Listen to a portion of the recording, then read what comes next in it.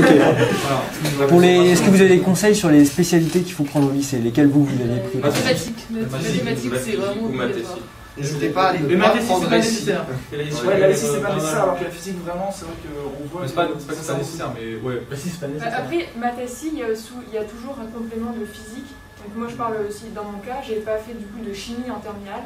Bon, c'est vrai que ça peut un petit peu... Bon. Ça peut des fois un peu poser problème pour la chimie, mais la physique ça se rattrape quand même assez bien.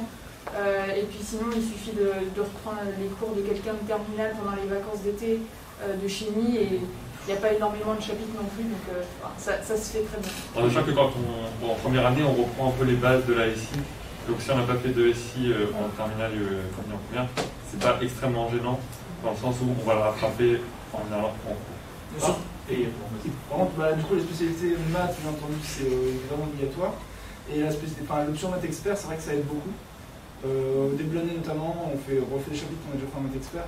Donc ça permet de réussir à s'installer dans la prépa sans directement être confronté à des notions qu'on ne comprend pas et qu'on voit beaucoup plus vite cette année que l'année dernière. Ça donne une petite avance, mais si vous avez commencé, si vous faites une terminale sans maths expert, c'est pas hyper grave non plus, vous pouvez vraiment rattraper.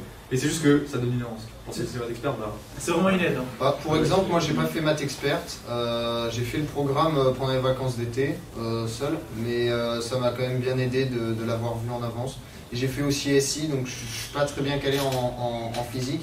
En fait, ça dépend beaucoup de la spécialité SI que vous avez dans votre lycée.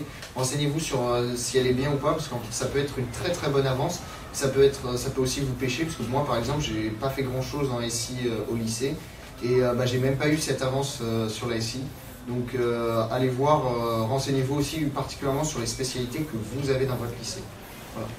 Et petite question aussi du coup sur le niveau lycéen, est-ce qu'il faut être bon, est-ce qu'il faut être très bon pour postuler à une prépa? Il faut aimer travailler. Il faut être motivé. Non, faut aimer apprendre. Le goût du travail peut venir. Ouais, c'est vrai que ça arrive. Si vous êtes un étudiant qui n'est pas encore hyper autonome, la prépa va vous pousser à devenir travailleur.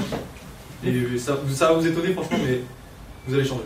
Après, dans le Après, il faut être sûr d'être motivé, parce que si vous n'avez vraiment aucun intérêt pour la prépa et que vous y êtes juste parce qu'on vous oblige, c'est sûr que dès qu'on lâche, c'est difficile de trouver la motivation, donc il faut quand même être sûr de vouloir faire ça. En tout cas, être sûr d'avoir la motivation de travailler pour quelque chose de moins. Je dirais que c'est aussi un travail assez différent de celui qu'on a au lycée, parce que par exemple, dans la plupart des matières, c'est une beaucoup plus grande rigueur. Donc en fonction de comment vous travaillez au départ, personnellement, je n'ai pas spécialement beaucoup travaillé avant, et maintenant ça demande une plus grande rigueur du coup, et donc ça incite plus à travailler, ça demande de revoir plus régulièrement les concepts. Donc déjà c'est très motivant de réussir un exercice, je pense que ça augmente pas mal l'estime de soi aussi, ce qui est très important. Et donc il ne faut pas se focaliser sur est-ce qu'on a des bonnes notes ou pas. Déjà ça coûte rien de tenter de mettre sur Parcoursup pour voir si on est accepté, et si on est accepté, autant le tenter comme dit auparavant.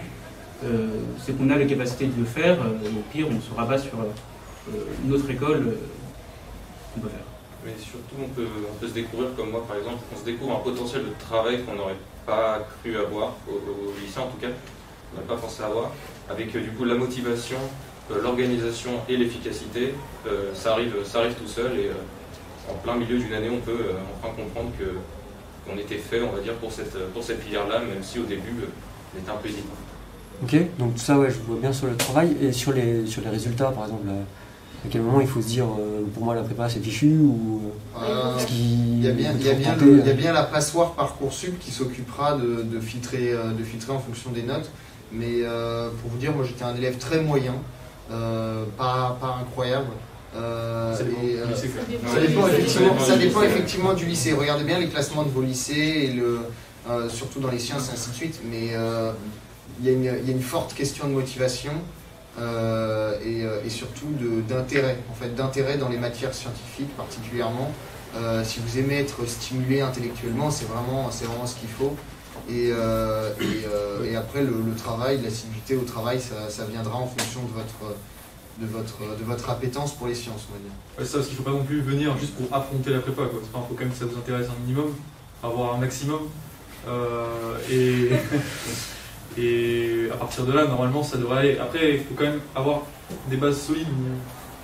C'est ça, faut pas Ouais. patauger complètement. Faut pas non plus patauger en terminale, à moins de vouloir travailler tout l'été ou je sais pas trop. Enfin, d'essayer de rattraper comme on peut, mais il faut pas aller en prépa si vous savez que vous allez mal vous y sentir parce que. Après, je pense que ça peut s'améliorer, mais voilà. si on sent qu'on a de la marge de travail, on sent qu'on travaille, mais qu'on pourrait travailler beaucoup plus si on le voulait vraiment. La prépa, c'est vraiment quelque chose qui peut être accessible. Maintenant, si en terminale, on sait qu'on travaille déjà beaucoup et qu'on a du mal, c'est là que il faut se dire, bon, est-ce que ça vaut vraiment le coup de viser encore plus haut en termes de charge de travail, si déjà on a du mal et on en souffre. Mais c'est ça, il faut déjà être à l'aise en terminale pour pouvoir réussir ensuite. Enfin, c'est quelque chose qui est vraiment... Après, ça peut, si on travaille beaucoup, qu'on n'y arrive pas, ça peut aussi remettre en question les méthodes de travail. On peut pas en y réapprendre. Mais après, par rapport à notre, c'est Ouais, c'est vrai que là où vous galérez au lycée, en fait, vous allez voir, on peut pas, ça va être beaucoup plus simple et vous allez vous dire, en fait, c'est hyper simple en année parce que ouais, vous allez apprendre à travailler, en fait, vous allez devenir plus efficace et donc tentez le coup, enfin au moins postulez sur Parcoursup et après vous voyez. Parce qu'il y a aussi le truc, c'est qu'il y a des prépas d'un niveau différent aussi, donc postulez, vous voyez celles qui vous prennent et techniquement celles qui vous prennent, ça veut dire que Elles croient en vous déjà. Ouais, voilà, elles croient en vous déjà. Ouais. Et puis ça, vous avez logiquement un peu le niveau d'IEP quand même.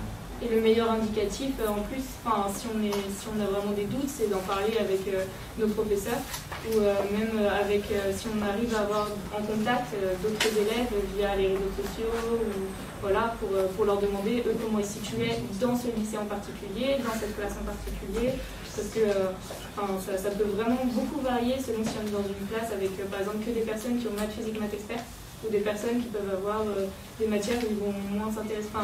Ça varie vraiment beaucoup d'une place à l'autre et d'un lycée à l'autre.